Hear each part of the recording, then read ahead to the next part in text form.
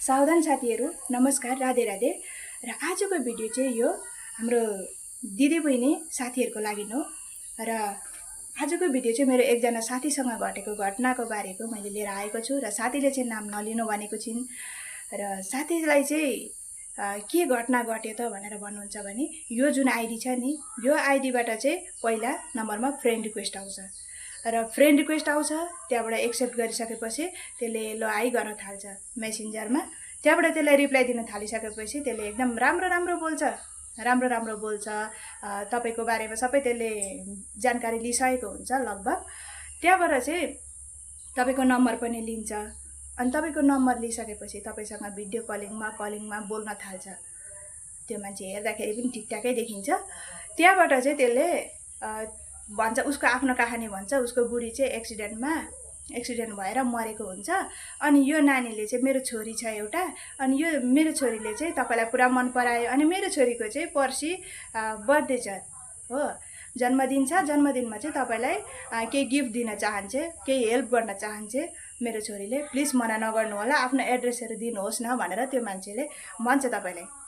अनि हो न हो अब है, पहिला त नाइ भनिन्छ। त्यहाँबाट बादमा अब त्यसले इमोसनली यताउता मेरो छोरीको के माया लाग्दैन, मेरो छोरी पुरा रुन्छ, तपाईँले यस्तो मना गर्नुभयो भने तपाईँलाई एकदम मनदेखि माया गर्छ यस्तो उस्तो भनेर भनिसकेको हुन्छ। अनि त्यहाँबाट चाहिँ अब हो न हो, अब नानीहरूको उयो देखेर अनि त्यो एड्रेस दिन्छन् साथीले।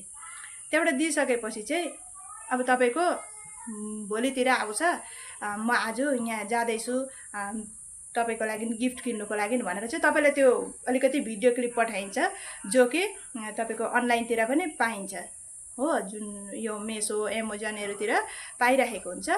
र त्यो पनि त्यहाँबाट लिएको हुन्छ। अनि त्यहाँबाट फोटो, यो गिफ्टको फोटो पनि पठाएको हुन्छ तपाईलाई। र यो पनि तपाईलाई अनलाइन यो सरप्राइज गिफ्ट भनेर तपाईको त्यसमा पाइँदो रहेछ। अनि त्यहाँबाट तपाईलाई त्यो सबै गरेर तपाईलाई उल्लु बनाइराखेको हुन्छ। अनि हो यस्तो पठाउँछ, अनि अरे यत्रो सामान अब पठाउँदैछ, भोलि आउँछ, भोलि आइपुग्छ भनेछ। म फ्लाइटमा पठाइदिँदैछु लन्डनबाट, तपाईँ प्लिज उयो रिसिभ गर्नुहोस्। तपाईँले रिसिभ गरेपछि मात्रै अनि तपाईँले त्यो मलाई इन्फर्म गर्नु, अनि हामी केक काट्छौँ, छोरीको बर्थडे केक अनि काट्छौँ भनेर भन्छ। अनि हो न हो अब त्यस्तै हुने भयो भनेर अब भोलिपल्ट सुम्नु पर्खिन्छ होइन।